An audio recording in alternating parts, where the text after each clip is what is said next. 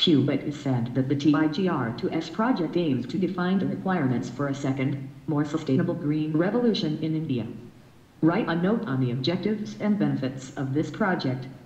250 words. The wider introduction. TIGR2S is a new, large-scale, multi-partner project that has just been awarded £6.9 million funding from the Global Challenges Research Fund GCRF by Research Councils UK. It is a formidable network of partners from research, industry, government and NGOs in the UK and India. It aims to define the requirements for a second, more sustainable green revolution, and to deliver this through a suite of research programs, training workshops and educational activities.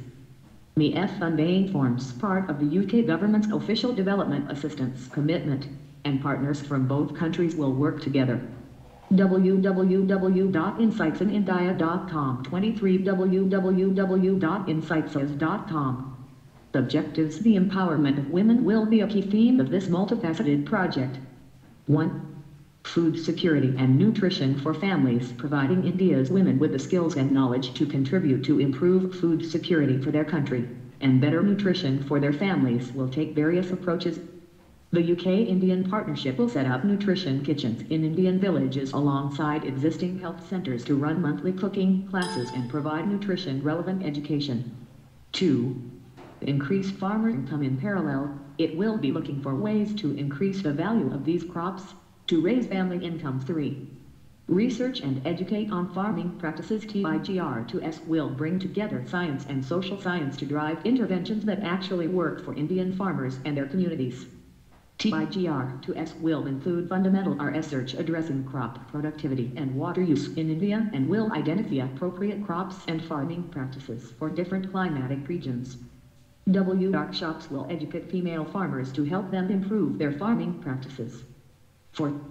Capacity building of farmers. It also includes a capacity building program of researcher exchanges between the UK and India to ensure skills development and build expertise for the long term. 5.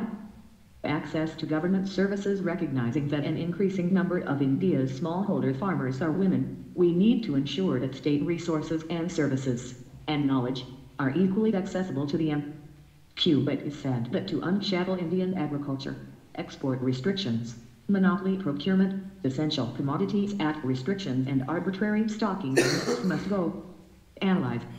250 words. Live Eventic introduction.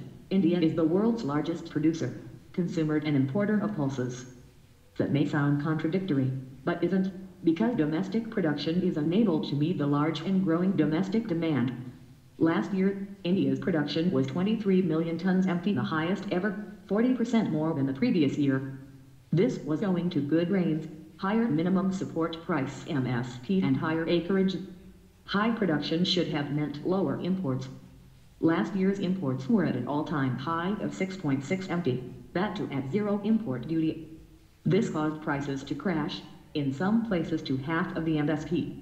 In its desperation, the government initiated an unprecedented procurement of pulses, and bought 1.6 MT to support prices. 1. Future trading. If futures trading in pulses was allowed, it may have helped in reducing volatility and garnering some benefits for farmers. 2.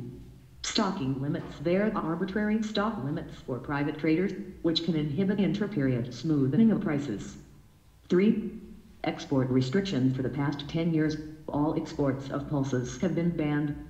www.insightsinIndia.com 24 www.insightses.com. But this export ban has hurt farmers, who couldn't take advantage of high prices. It got worse, because when prices did shoot up, the government panicked and started importing at zero duty.